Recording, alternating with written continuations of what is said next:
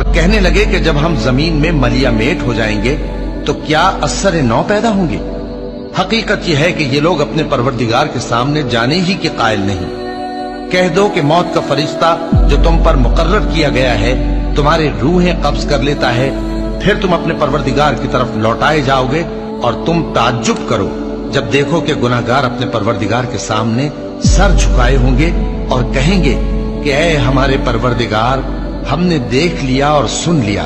تو ہم کو دنیا میں واپس بھیج دے کہ نیک عمل کریں، بے شک ہم یقین کرنے والے ہیں۔ اور اگر ہم چاہتے تو ہر شخص کو ہدایت دے دیتے،